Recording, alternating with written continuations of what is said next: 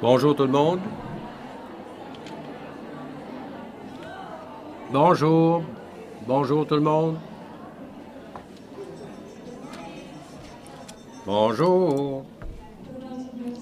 On a mis un paquet d'infirmières dans la salle, puis c'est difficile de se calmer. Alors, bienvenue à tout le monde et bienvenue d'être là. Et merci d'être là plutôt. Et c'est bien de pouvoir quitter son lieu de travail juste pour une journée. Et merci beaucoup d'être venu et bienvenue au Forum 2014, la voie du changement des infirmières chefs de file. Alors, avec l'élection provinciale qui s'en vient le 22 septembre, ça nous donne une occasion unique de soulever la visibilité de notre profession et engager ceux avec les aspirations cliniques. Partager notre expertise et nos points de vue sur le système de soins de santé et les services de santé.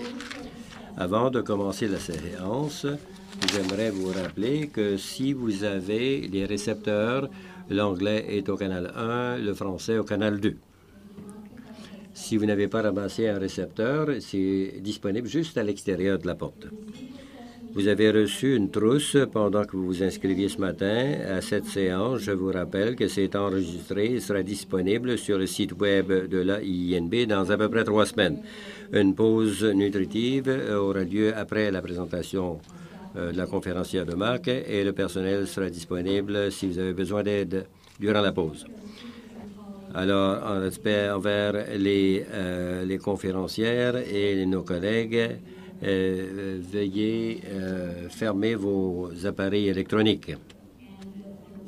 Et il y aura une période de questions-réponses après la conférence de Marc de ce matin. Également, on aura une présentation de panel qui concentre sur les priorités électorales et l'influence politique, et il y aura une période de questions-réponses tout de suite après.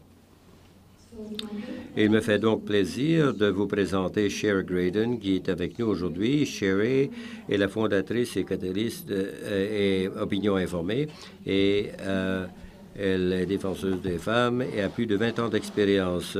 Elle est ancienne chroniqueuse d'un journal et commentatrice de la télévision.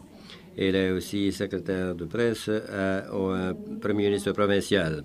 Comme présidente de Media Watch, Sherry est une ancienne de l'Université British Columbia et Simon University en communication. Elle a publié 2 livres best-sellers. Elle a reçu le prix du gouverneur général en commémoration des cas de Person's Case en 2007 et elle fut nommée un des 100 femmes les plus puissantes en 2006. Joignez-vous à moi pour souhaiter la bienvenue à Sherry Graydon.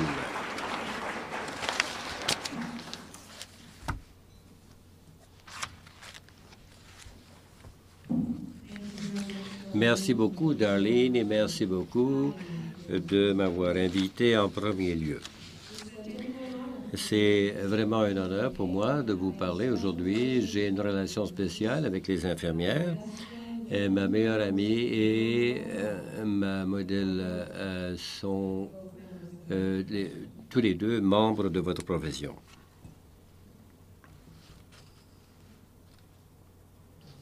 Voilà.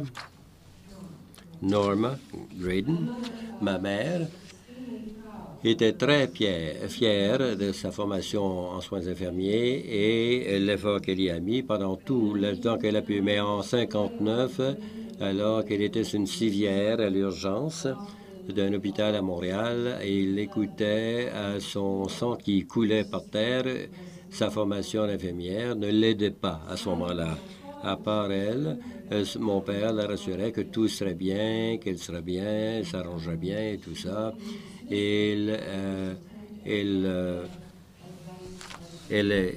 Simplement, il repoussait les arguments de ma mère qui ne pouvait utiliser son information de sciences infirmières.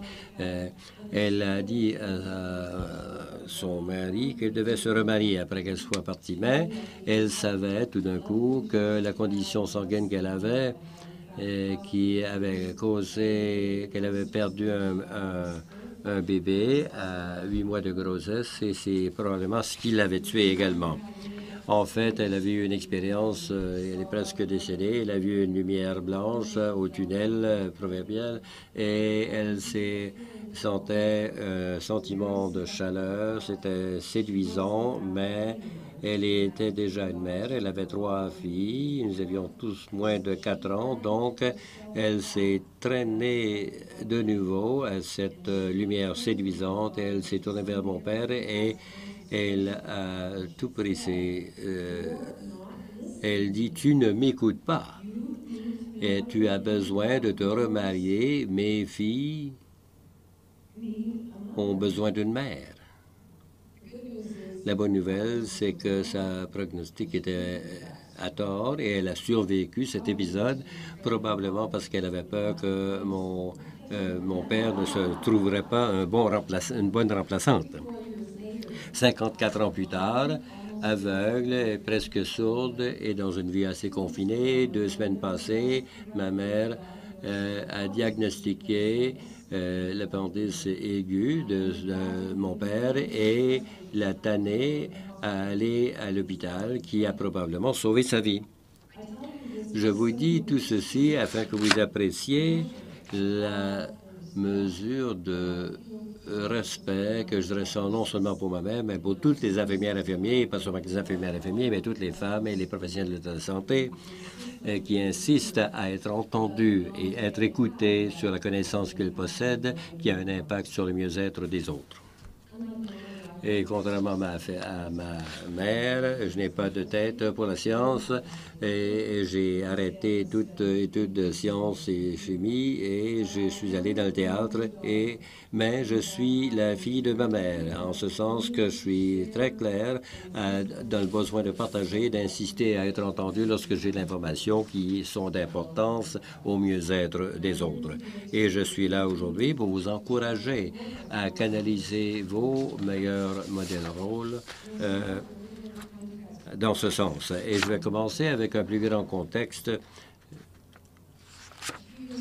Quelques années passées, mon mari et moi, on traversait le terrain de stationnement d'une église catholique à Montréal. Une équipe de caméras ont attaché le pape vient de mourir. Pouvez-vous commenter? J'ai dit non, je ne pense pas, et j'ai continué à marcher. Derrière moi, mon mari, qui n'avait pas été à l'église depuis 40 ans, a dit oui, moi je vais commenter. Je me suis retourné de bord, j'étais étonné pour voir quelle perle de sagesse allait sortir de sa bouche. Et il a baissé sa tête et l'a solennellement déclaré, c'est une journée triste pour tous les catholiques partout. Et ça a fait les nouvelles nationales.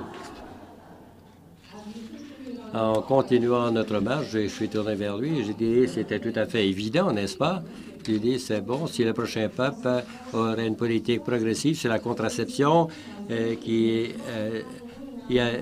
n'approuverait pas davantage des milliers de femmes catholiques. Et je dis, oui, chérie, exactement. Il a dit, oui, c'est dommage que tu as refusé l'interview. Et c'est mieux parce que pendant des années, j'ai travaillé dans les médias et autour des médias. Le problème, c'est que je ne suis pas seul.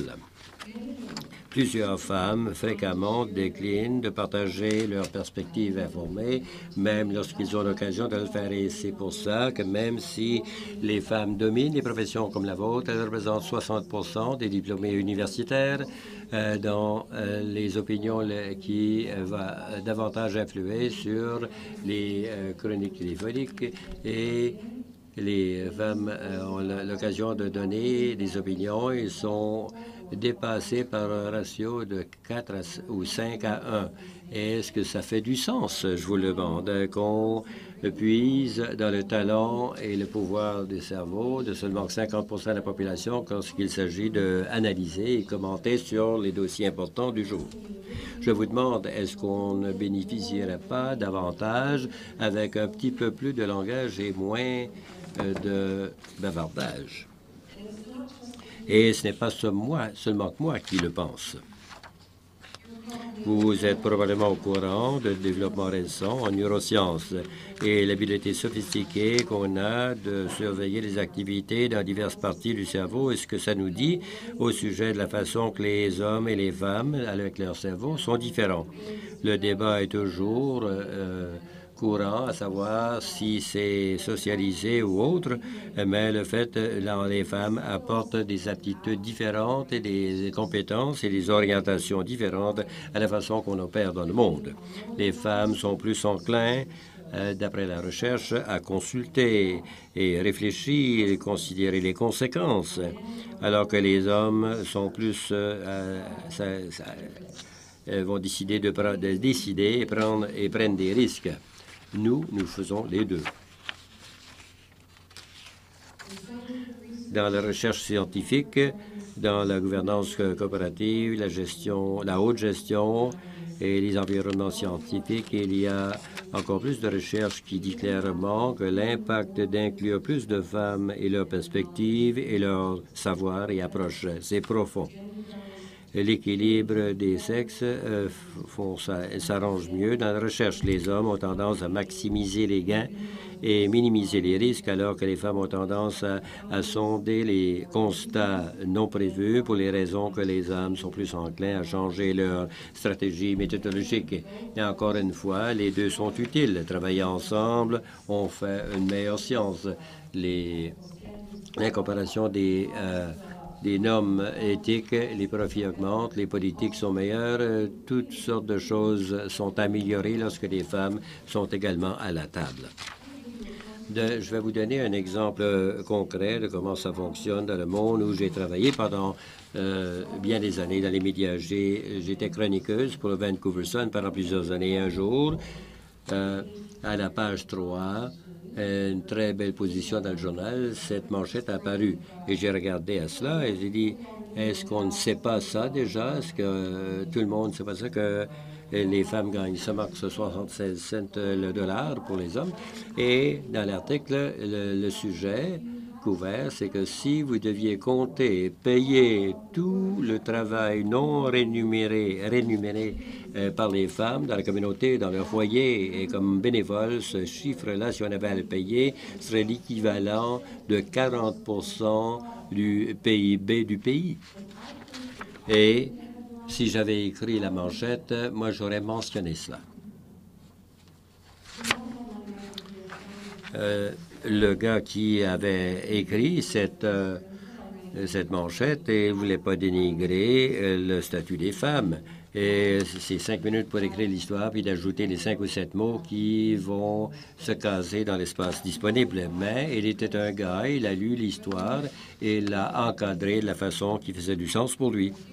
Et clairement, ça fait une différence, à savoir ce qui est couvert, comment c'est couvert, qu'est-ce qu'on considère prioritaire et comment on dépense l'argent, alors que seulement la moitié de la population à qui il raconte ses histoires.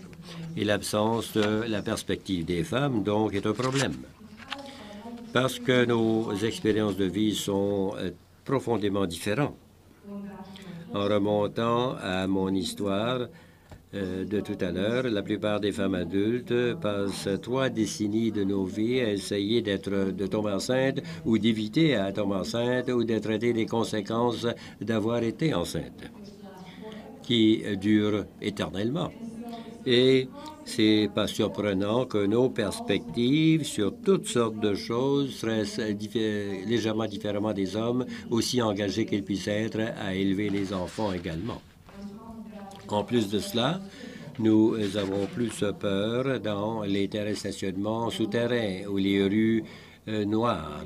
Et on est plus apte à devenir pauvre et plus apte à être jugé sur nos inhabilités aux normes punissantes. Et il est intéressant que lorsque les femmes ont une voix, elles ont tendance à concentrer sur les choses qui n'ont pas autant de couverture que lorsqu'elles ne l'ont pas. Alors, ce que vous regardez, ça représente les sujets qui sont survenus le plus souvent dans les premiers 100 commentaires écrits par les femmes que j'ai formés sur la première année ou deux du projet Opinion informée que je dirige maintenant. Alors, j'ai pris des femmes à travers le pays qui étaient expertes dans divers domaines et lorsqu'elles ont traduit leur connaissance et leur savoir pour publier ça dans les journaux, voilà le genre de choses qui sont survenues plus souvent. Et je peux vous dire que si vous prenez un nombre semblable de commentaires écrits par les hommes qui dominent ces espaces présentement, plusieurs de ces mots-là ne paraissent pas. Donc, ça fait partie de ce qui manque lorsque la voix des femmes sont absentes. Étant donné votre propre niveau d'ancienneté et d'expérience et habileté et compétences, vous êtes appelé et invité de temps à autre à parler, sinon aux médias, sur un panel, à une conférence. Et combien d'entre vous, en réagissant à ces demandes, avez utilisé ces mots? Je ne suis vraiment pas la meilleure personne. Combien d'entre vous avez déjà dit ces paroles? Alors, vous êtes un groupe, soit inhabituellement, vous ne le levez pas vous-même parce que vous êtes trop embarrassé pour le faire, ou vous êtes un groupe très ouvert.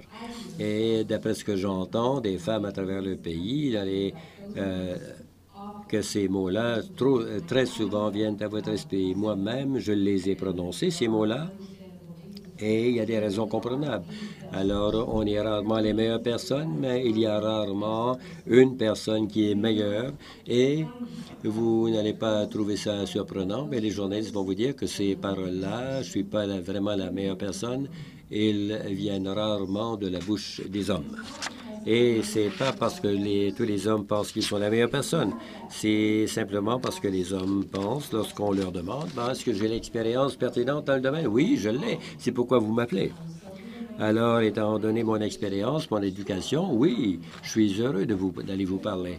Les femmes, de notre côté, très souvent pensent aux 3 personnes qui savent, qui connaissent ce dossier-là mieux qu'elles.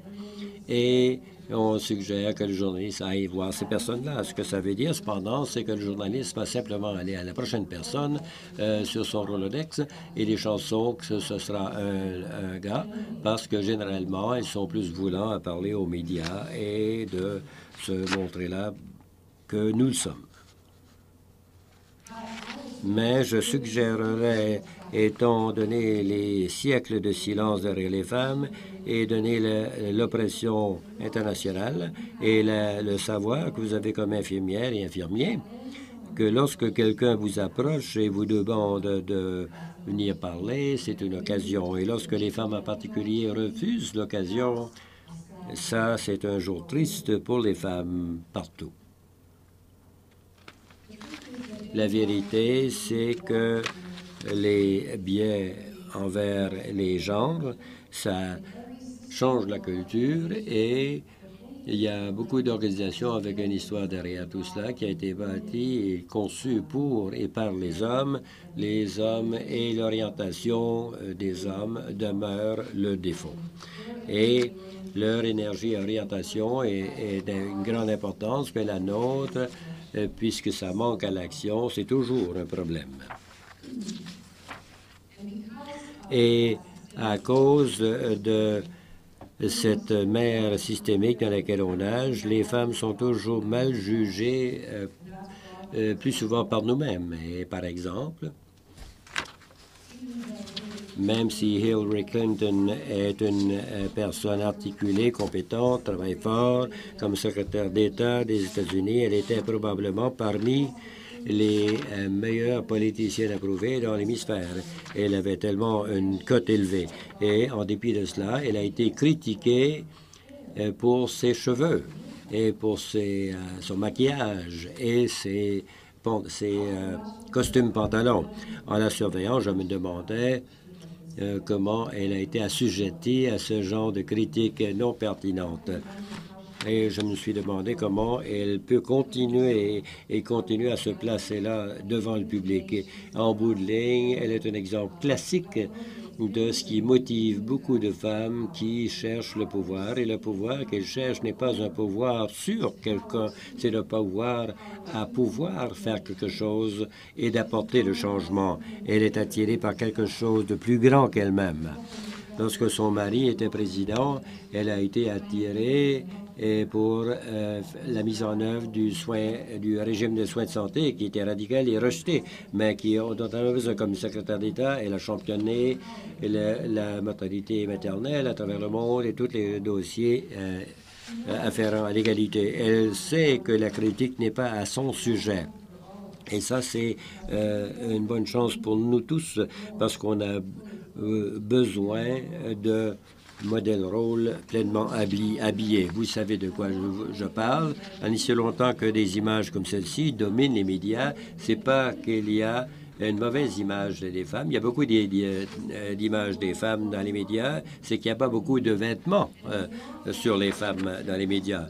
Et ce qu'on regarde habituellement, ce sont des femmes tellement belles et très souvent, elles sont bien coiffées et des images chirurgicalement changées. Et ce sont là les femmes contre lesquelles nous sommes jugés. C'est pas qu'il n'y a pas d'autres modèles rôles, spécialement dans le nursing. Je vais donner mon âge, mais j'ai grandi à lire en lisant Cherry Ames. Est-ce qu'on trouve encore les livres de Cherry Ames? Non? Peut-être qu'il y a une nouvelle version aujourd'hui. Mais toute profession qui a été dominée traditionnellement par des femmes ont toujours à lutter avec les stéréotypes sur les femmes et des attentes. Ils ont été socialisés pour être bonnes et belles, éviter la confrontation, d'attendre d'être remarquées, être récompensées. Et lorsqu'on quitte cela, comme Hillary Clinton ou Alison Redford, on est étiquetés haïssables et trop avancé. Alors, il y a des exceptions dans les modèles rôles, dans les médias. Je ne suggère pas ici que Jackie, sa dépendance pharmaceutique est quelque chose à copier, mais elle est une grande défenseuse. Une analyse récente des infirmières à la télé est quelque chose qui évalue de façon experte des patients, prennent des actions innovatrices et braves, et elles sont des infirmières brillantes, complexes et repousse les erreurs des médecins. Alors, c'est un modèle rôle très valable. Voici un autre modèle rôle, Victus Van Bodeter. Sa mère était aussi une infirmière. Victus était pendant 16 ans la présidente de l'Islande. Et ça veut dire que dans une pleine génération d'enfants, on grandit uniquement connaissant une présidente femme. Et lorsqu'il s'est retiré en 1996, elle regardait la télévision avec son petit-fils. Il profilait sur les nouvelles les candidats hommes qui voulaient lui succéder. Son petit-fils, lui, s'est tourné vers elle et a dit, « Mais grand-mère, ils ne peuvent pas être présidents, ils sont des hommes. » Alors, voilà le pouvoir de ces modèles rôles. Et non pas uniquement pour rendre ces rôles faisables, mais les rendre inévitables. La plupart de nos propres modèles rôles seront plus modestes que le président d'Islande ou le secrétaire d'État, mais on peut toujours avoir un impact. 24 ans passés, j'étais une diplômée à Simon University et sans emploi. Et je m'étais joint comme volontaire au Media Watch et la télévision locale. Le pageant du Canada vient d'être annulé et on a besoin de quelqu'un pour venir parler à ce sujet et qui n'est pas une concurrente de beauté. Ils n'ont pas dit ça comme ça, mais c'est ce qu'elle voulait dire. Alors, j'étais qualifié, donc. J'étais content d'y aller. J'ai travaillé dans les relations publiques et je ne savais comment contrôler mes expressions et j'ai dit comment ravi j'étais qu'un concours qui traitait les corps des femmes comme du bétail n'était plus populaire assez pour attirer une audience. Ils ont utilisé mes paroles sur les nouvelles et tout de suite après que ça passait en ondes, ma mère qui m'appuyait d'habitude était au téléphone, elle a dit « Chérie, tu paraissais très mal. » Alors, pour le regard, je ne paraissais pas mal. J'aimerais penser que c'était la première idée que ma mère, quand en défi de mes mains charmes, j'étais à 30 ans, pas du matériel comme concurrente d'un pageant de beauté. Et c'était évident pour elle parce que ma 10 secondes était entre 10 secondes de Mademoiselle Canada de 1990 et l'autre de 1991. Étant une décennie plus jeune que moi, avec beaucoup de maquillage, elles étaient des reines de beauté, de toute évidence. Mais la raison pourquoi je vous raconte cette anecdote, c'est que j'ai eu beaucoup plus à dire que les 10 secondes qui sont passées en ondes. Alors j'ai pris le reste de ce que je pensais et je savais au sujet des dommages faits aux femmes dans les médias et les canaliser dans un commentaire de journal. La raison pourquoi je savais comment faire ça, c'est que mon mari en avait écrit une. Je l'avais améliorée lorsque ça a été publié. Bon, ceci n'est pas... Ça ne prend pas la tête à papillon. Je peux faire ça moi aussi et vous aussi. On a des ressources sur les sites web qui peuvent vous dire comment. Enfin, j'ai publié des commentaires, j'ai eu toutes sortes de rétroactions, d'autres invitations à parler à d'autres médias et ça m'a simplement raffermi. Et j'ai donné plus de commentaires que j'ai soumis à CBC Radio et Télévision et chaque occasion de carrière que j'ai eue depuis 24 ans sont survenues comme résultat d'avoir une voix publique. Et encore plus important que cela, c'est que c'est devenu très clair pour moi que c'est beaucoup plus facile d'avoir vos appels de retourner, d'avoir des dons aux causes dans lesquelles vous croyez, de convaincre les gens d'apporter des changements que vous croyez être importants si vous avez une voix auprès du public.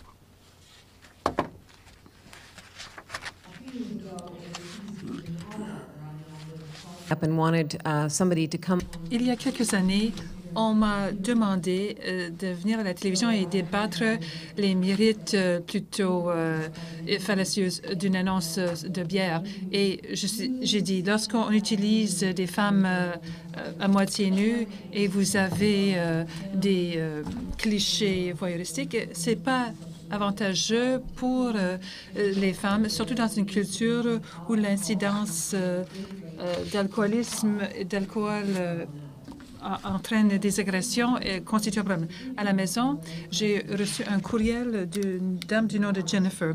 Elle est artiste à Toronto. Et voici un de ses tableaux. Jennifer ne cessait de me remercier et exprimer sa reconnaissance profonde pour avoir dit ce que j'ai dit à la télévision.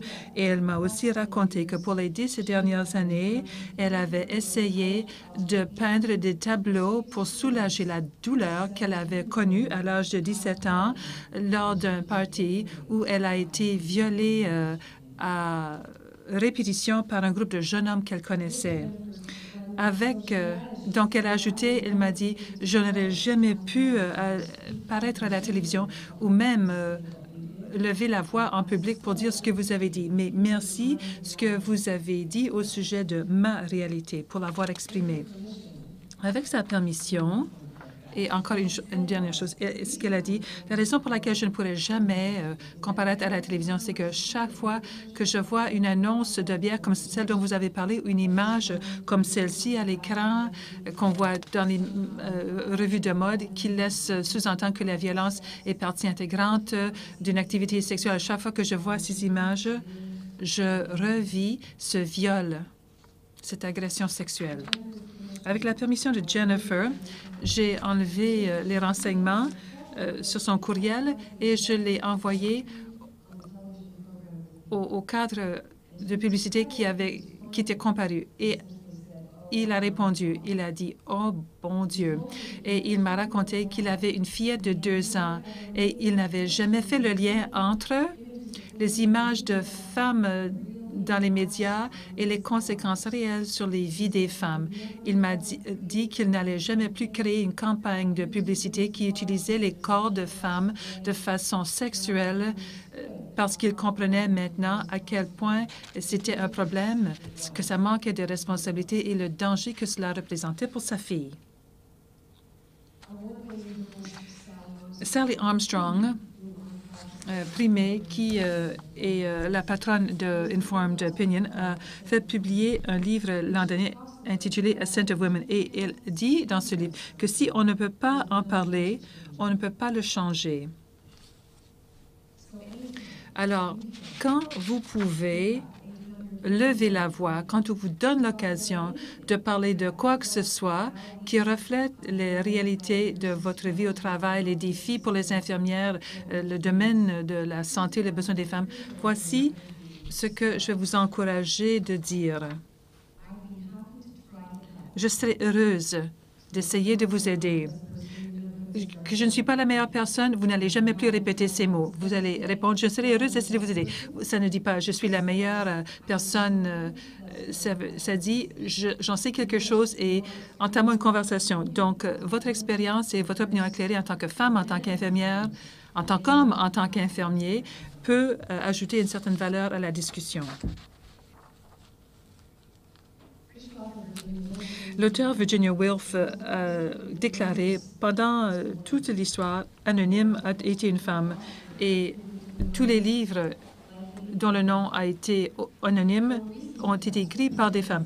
Il y a des raisons, des circonstances qui nous ont fait taire, incapables d'être entendus, incapables de parler. Nous n'avions pas une pièce à nous-mêmes. Ce n'est plus le cas. Aujourd'hui, de plus en plus, nous prenons la parole et nous sommes des juges, des PDG et des chefs d'État.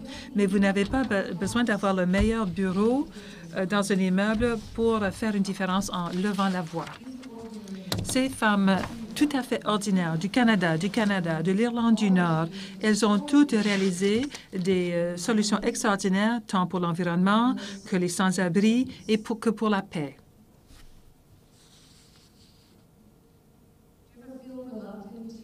Est-ce que vous hésitez parfois de vous lever devant un micro dans une salle comme celle-ci parce que vous ne voulez pas avoir l'air bête, que vous avez peur que la question que vous allez poser ne sera pas bien articulée, que vous allez être un peu nerveuse, que vous n'allez pas être critiquée? Avez-vous jamais eu cette expérience? Moi aussi, j'ai souvent vécu cette expérience, même si je prends la parole régulièrement. Quand je suis au micro, je suis préparée, j'ai réfléchi à ce que j'ai à dire, que j'ai quelque chose de valable à dire, mais au micro, quand je n'ai pas le temps d'y réfléchir, et sur le parquet, je suis plus nerveuse. Et lorsque je me rends compte que je m'arrête, je suis arrêtée par la peur d'avoir l'air bête, de ne pas bien dire quelque chose, je pense au fait que, comme vous, je suis une des personnes les plus privilégiées sur la planète. Je suis éduquée, j'ai un emploi, j'ai assez d'argent, j'habite au Canada. Et je pense que si nous hésitons à parler, à lever la voix, parce que nous craignons d'être gênés, d'être embarrassés, qu'en est-il de Malala Yousafzai? Voici une jeune femme qui a risqué sa vie d'adolescente pour se prononcer en faveur de l'éducation des jeunes filles. Et je pense que, parce que je suis confortable, je suis complaisante et que j'ai honte du fait que j'ai peur de faire ça et que je suis une lâche. Cette semaine, un jeune homme à Alta Vista a tué 6 jeunes avec des balles et des couteaux. Je me rendais à Toronto plus tôt cette semaine en écoutant la nouvelle à la radio. Et une des femmes qui commentait a dit, vous savez, la violence n'a pas de nationalité, la violence n'a pas de religion, la violence n'appartient pas à une seule race. Mais la violence a un sexe et tous les hommes ne sont pas violents, mais toutes les femmes ont peur et assujettis au harcèlement ou à la crainte et un comportement qui change parce que nous sommes nerveuses dans les garages souterrains. Donc, il est temps pour nous toutes, femmes et hommes, la plupart des hommes qui ne sont pas violents, de lever la voix et de parler plus fort des choses que nous connaissons, qui nous intéressent et le changement que nous voudrions effectuer. Et au fait, les femmes ont parlé souvent quand elles n'avaient aucun pouvoir. Nous n'avons pas eu le vote en donnant la parole à d'autres. Nous n'avons pas eu beaucoup des privilèges que nous avons aujourd'hui en attendant d'être regardée, en attendant d'être parfaite, en attendant que tout soit parfait avant d'aller au micro. Et nous ne sommes pas à la table et d'influencer les résultats des élections en craignant d'être critiqués ou en donnant trop de respect aux autres. Voici ce que Kim Campbell, également la patronne honorifique, dit du pouvoir. Quelqu'un doit assumer le pouvoir. Si vous l'exercez dans les règles d'éthique, pourquoi pas vous?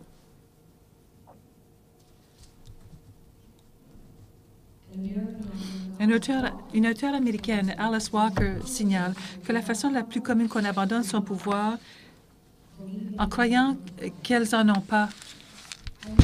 Je sais que le pouvoir des infirmières, vous l'employez quand vous en avez besoin, quand vous défendez un enfant, quand vous vous hâtez pour sauver la vie d'un patient. Vous insistez que les autres membres du personnel médical paient une attention à ce que vous avez à dire, aux renseignements critiques que vous avez à partager avec eux. J'ai vu ma mère en action. Et dans ces circonstances, j'étais à l'hôpital moi-même à Vancouver en 1984. J'avais un kyste ovarien, j'avais une douleur à l'épaule, je croyais que j'étais mourante. Ma mère est venue de 2 villes plus loin pour venir à l'hôpital. Lorsqu'elle est arrivée à la salle d'urgence et commençait à poser des questions, mon mari a entendu quelqu'un dire à quelqu'un d'autre, « Est-ce qu'elle est le chef du personnel ici? » Parce que c'est l'énergie et l'aide qu'elle allait me prodiguer pour veiller à ce qu'on m'accorde l'attention qu'il me fallait. Je vous exhorte de canaliser cette énergie. Merci.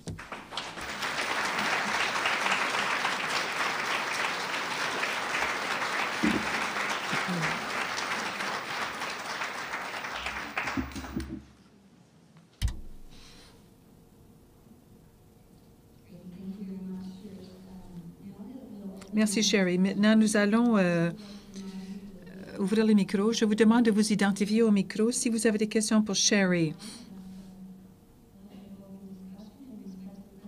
Et nous avons du temps pour parler de la discussion de sa présentation ou de parler de l'expertise qu'a Sherry.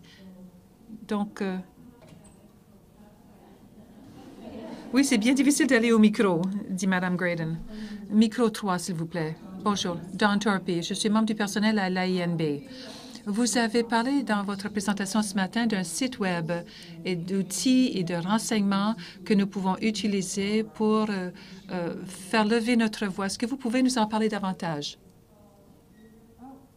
Est-ce que vous m'entendez?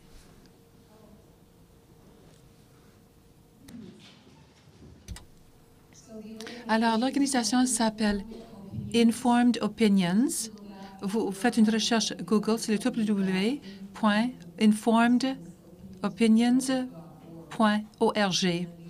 Et la section ressources du site Web a beaucoup des documents que nous utilisons dans les ateliers. Dans les ateliers, nous prenons des femmes qui ont des connaissances comme vous pour les aider à savoir prendre un tas de renseignements pour en faire une chronique de 700 mots pour faire publier ça dans votre journal local. Et nous avons les adresses courriels et aussi les décomptes de mots pour la plupart des grands quotidiens du pays. Mais si le journal de votre communauté ne figure pas sur notre page, vous pouvez simplement téléphoner au journal et demander, est-ce que vous pouvez me dire pendant combien de temps, c'est-à-dire combien longs sont les chroniques que vous publiez dans votre journal? Oui, une autre question. Bonjour, je suis Lucille Offrey.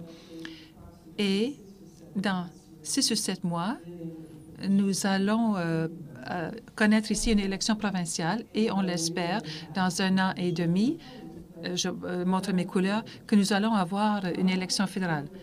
Je pense que le gouvernement fédéral a réussi à merveille à faire tomber la question de la santé de la place publique. Nous avons beaucoup d'enjeux, mais il y a moins de paiements de péréquation aux provinces, ce qui touche les provinces comme le Nouveau-Brunswick. Et nous avons beaucoup de choses à dire. Et nous devons réanimer la passion des Canadiens et des Canadiennes pour leur permettre d'articuler cette détresse quant à la manque d'action pour les questions sociales et de santé. Comment pouvons-nous repositionner ces questions et ce de façon constructive? Nous ne pouvons pas tout avoir, mais nous sommes capables de faire avancer, de faire progresser ces enjeux et on mérite au moins d'avoir les programmes de médicaments sur ordonnance, le soutien pour les jeunes et les personnes âgées au Canada. Donc, par où commencer? D'abord, je suis entièrement d'accord avec la prémisse de votre question. Et nous allons avoir une élection l'an prochain. Et on ne peut pas l'éviter. C'est la bonne nouvelle. Et je suis ravie de pouvoir travailler avec et de voir ce que fait votre organisation déjà pour se préparer aux élections de cet automne ici au Nouveau-Brunswick. Et dans une heure qui va suivre, nous allons nous pencher là-dessus et je vais revenir et parler pendant 20 minutes à la fin pour parler de certaines stratégies précises pour mobiliser cette conversation et les choses que vous allez faire. Donc, merci d'avoir fait note de l'urgence de cette question. Et j'ajouterais que c'est une urgence, un sentiment partagé partout au pays. Je parle avec des milliers de femmes à chaque année. J'étais à Toronto il y a à peu près une semaine et j'ai rencontré la directrice du Mars Discovery District à Toronto. C'est une femme qui s'intéresse à l'innovation et à la science, mais elle m'a demandé, Sherry, que pouvons-nous faire pour faire en sorte que plus de femmes votent? Est-ce que vous ne pensez pas que ça va avoir un impact sur le gouvernement que nous allons élire et les priorités qui seront discutées? Et je suis complètement persuadée que la raison pour laquelle nous accordons moins d'attention à la santé et à l'éducation et aux questions de justice sociale, c'est parce que les voix des femmes sont tellement sous-représentées.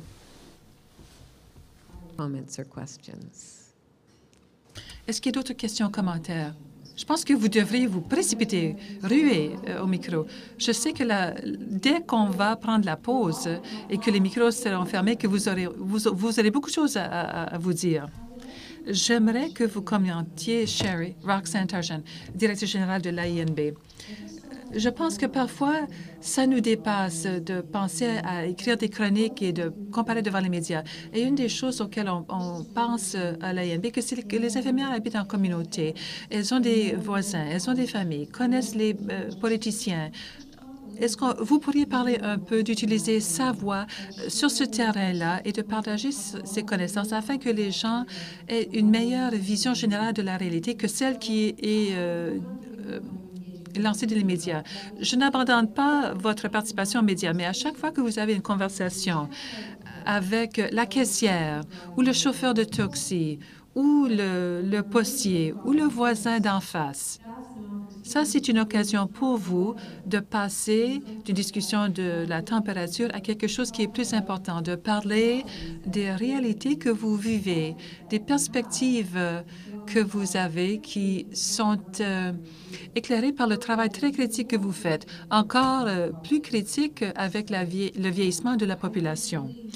Et je pense que si vous mettez votre chapeau et pensez à garder ce...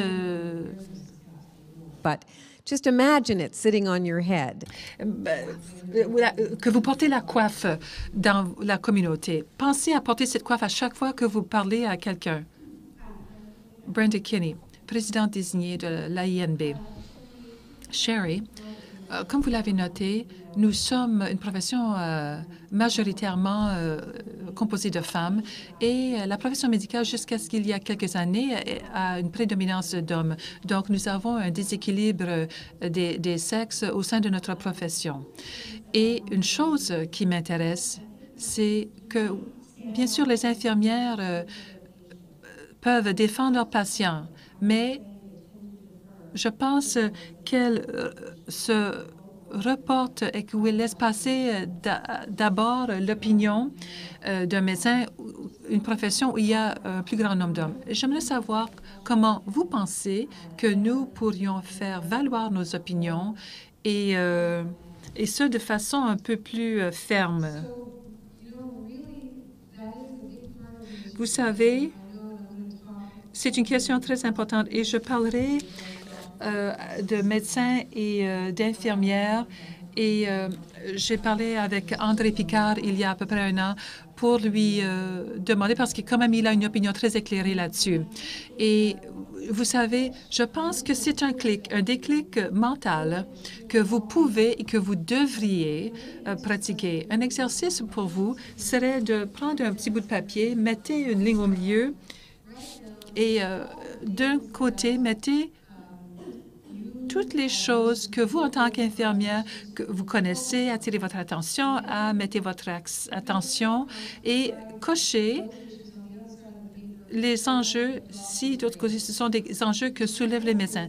J'ai l'impression qu'il y a un peu de chevauchement, mais qu'il y a sans doute beaucoup de choses que si vous ne formulez pas ces préoccupations, les médecins ne formulent pas ces préoccupations non plus.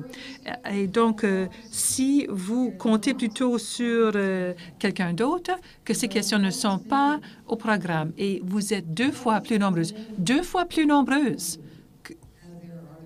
qu'il y a de médecins. Et de quoi avez-vous peur? Encore plus, vous avez à avoir peur de plus. Bonjour, Rhonda Shattuck. J'ai un commentaire à partager avec vous. Au fil des quelques dernières années de ma carrière, j'ai lu le livre de Suzanne Gordon, encourageant les infirmières de lever la voix, et elle aussi est journaliste, vous, qui préconisez que nous trouvions nos voix. Et j'étais à un congrès national sur le leadership où Gloria Steinem était la conférencière de marque. Et voici son message. Elle a dit, ne pensez pas que je suis seulement une féministe, mais que je suis quelqu'un qui ait trouvé sa voie et qui souhaite que vous en ayez une aussi. Donc, comment pouvons-nous apprendre à nos infirmières de chevet, de première ligne, ce même principe, parce qu'elles sont surmenées au travail, elles doivent s'adapter à des charges de travail tant à la maison que dans la communauté et qu'avec d'autres relations aussi. Elles sont fatiguées, elles sont épuisées. Je comprends très bien cette réalité et je reconnais la multiplicité de ces rôles des femmes et que cela constitue un empêchement important pour expliquer pourquoi les femmes ne se sont pas mobilisées et refusent ces possibilités. Je n'ai pas d'enfants, j'ai été à mon compte tout au long de ma vie. J'ai eu le loisir de me porter bénévole et de travailler d'une façon qui est difficile pour bien d'autres. Ce ne sont pas toutes les femmes qui peuvent tout faire en tout temps, mais il y a de petits pas très concrets que chaque femme peut placer. Combien souvent regardez-vous les nouvelles ou lisez quelque chose dans les médias qui a rapport à votre réalité et ça vous fâche parce que ils ont raté certains renseignements ou que l'angle ou la prise n'est pas bon ou que combien d'entre vous avez vécu cette expérience? Le courriel vous donne l'occasion aussi simple que possible de répondre à cette réalité. Alors, vérifiez quand votre tension artérielle monte et précipitez-vous sur vos téléphones cellulaires ou vos ordi pour envoyer un courriel à quelqu'un qui peut faire quelque chose. Envoyez un courriel à un politicien, à un journaliste, à un journal, à un quotidien, à une station de radio, à une station de télévision et dites donc, mais bon sang, et partagez ce que vous avez à partager. Ça, en soi, est une toute petite chose. Et même si vous toutes, si chaque infirmière du Nouveau-Brunswick faisait quelque chose comme ça une seule fois pendant les élections, ce serait probablement un plus grand nombre d'interventions qui ne se seraient jamais produites lors des dernières élections. Bonjour, j'ai un autre commentaire et peut-être une question que vous allez peut-être répondre au moment de notre forum politique. Mais dernièrement, Les membres du Conseil ont eu l'occasion de rencontrer les politiciens de la province parce que nous allons bientôt avoir des élections. Nous avons été invités à rencontrer le Premier ministre et le ministre de la Santé. Souvent, on nous pose ces questions. Que pouvons-nous faire? Comment pouvons-nous effectuer le changement qui doit être fait? On parle de soins de santé primaires, on parle d'améliorer l'accès par nos patients, les citoyens et citoyennes de la province. Donc, ils veulent qu'on leur dise comment faire ce changement quand nous avons une société médicale très puissante et nous leur répondons ce qui doit être fait. Nous leur disons ça depuis bien des années maintenant, mais ils n'ont pas entendu de voix. Et vous avez peut-être répondu à cette question. Il est peut-être cette vague d'opinion qui doit se déferler sur ces politiciens pour que ceux-ci savent qu'ils ont de l'appui pour les gestes qu'ils auront à poser. C'est un très bon point, d'ailleurs. Et je pense que vous savez, il est important d'avoir le... En tant que président de Media Watch, un de nos objectifs était de changer la façon dont les femmes et les filles étaient vues dans les médias. Je ne peux pas dire que nous avons eu du succès quand on regarde l'environnement d'aujourd'hui, mais nous avons quand même appris que lorsqu'une femme ou un homme, lorsqu'une personne se plaignait à une revue ou à une station de télévision au sujet de quelque chose qui les offusquait ou d'inapproprié, la station de télévision ou de radio supposait qu'il ou elle parlait pour au moins 100 personnes. Alors, je pense que si cette idée-là, à elle seule, vous aidait à lever la voix, c'est utile. Si vous ne parlez pas selon les autorités, il n'y a aucun problème. Et deux autres choses que j'ajouterais très rapidement. Faire en sorte que la question est plus importante que vous, c'est donner une importance critique. Et c'est ce qui encourage les femmes de prime abord. Mais c'est la chose que vous devez tenir au fait de la situation. Oui, ces changements feront en sorte que ma vie soit plus facile, que mon hôpital fonctionne de façon plus rondement et que ça va aider mes patients. Mais n'oubliez pas les paroles de Sheryl Sandberg. Agissez de façon personnelle, mais pensez à l'échelle communautaire parce que chaque geste personnel a des conséquences et a des retombées. Et la dernière chose que j'ai à vous dire au sujet des politiciens, et j'ai appris ça la semaine passée, au congrès académique, il y avait un lobbyiste qui traite souvent avec les politiciens au nom de son organisation. Il a dit, lorsque vous parlez aux politiciens, essentiellement, vous devez penser qu'il faut penser aux mammaires, aux chiots et aux bébés. Alors, les mammaires, c'est que vous devez faire en sorte que ce que vous dites soit vraiment accessible, parce que ce sont des politiciens, ils ne sont pas des professionnels de la santé. Bon, ça, c'est pour les mammaires.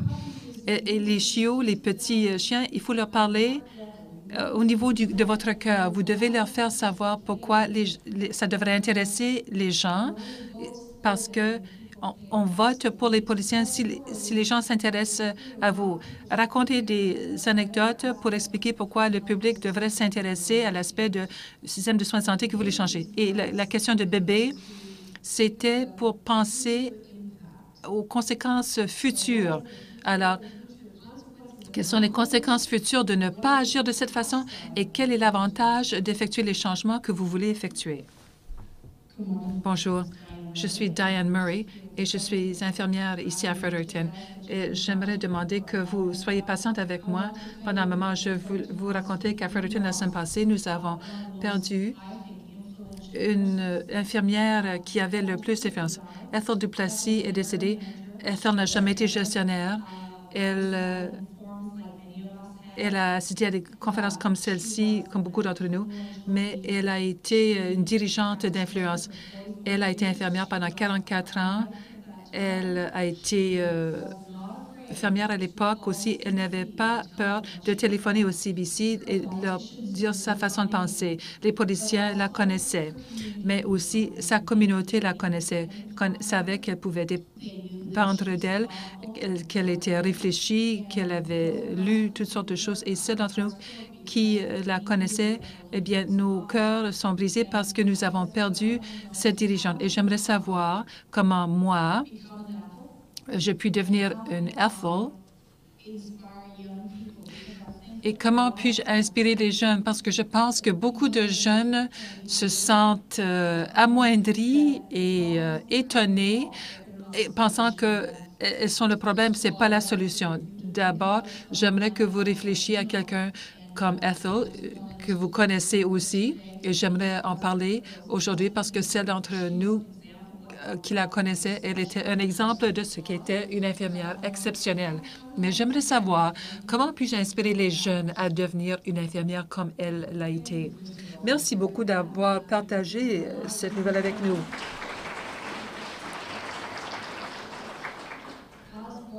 Malala Yousafzai, Alice Walker, Hillary Clinton, Victor Svenboditer, pas une d'elles ne sont pas un modèle de rôle comme quelqu'un de votre communauté dont vous avez été témoin des actions tous les jours et dont l'impact est visible. Et il faut que les politiciens de sa communauté connaissent son nom. Cela en dit long. Et ça, c'est votre objectif pendant ces campagnes électorales. Je vais veiller à ce que le candidat qui va probablement être élu dans ma circonscription connaisse mon nom. Parce qu'une fois élu, je vais les aborder encore une fois parce que eux, ils auront le pouvoir pour faire quelque chose pour moi. Ce geste, à lui seul, serait extraordinaire si vous la posiez. Alors, vous venez de faire un argument très important. Si vous pouvez penser à quelqu'un pour qui vous portez de l'admiration, qui a fait ce genre de choses, téléphoner au CBC, rencontrer des politiciens, exercer des pressions, vous n'avez pas besoin d'être agressive pour le faire. On peut attirer, c'est avec une voix douce qu'on peut attirer bien des gens. Mais vous pouvez être des abeilles. Alors, vous pouvez faire preuve de force et aussi vous porter à la défense tout en étant respectueuse, conviviale et productive en même temps. Et je sais que vous faites ça tous les jours dans les rôles que vous occupez. Et sur l'échelle professionnelle, je sais que c'est comme ça que vous agissez. Alors, il s'agit simplement de quitter l'hôpital ou la clinique ou votre bureau et de faire preuve de cette façon de vous comporter, cette énergie que vous avez à sauver les vies, l'énergie que vous déployez tous les jours au travail. Merci beaucoup. That was a perfect. C'était peut-être la note idéale sur laquelle s'arrêter. Parfait. Nous allons maintenant prendre une pause santé. Les breuvages sont prêts. On termine un peu plus tôt que prévu. Sherry a dit que peut-être que cette pause allait susciter beaucoup de discussions. À notre retour, nous allons avoir cette discussion pour parler des élections du mois de septembre. Ça va sûrement susciter plein de discussions. Et à notre retour, nous aurons cette tribune. On vous demande de revenir à 11h30 pile, s'il vous plaît. Merci.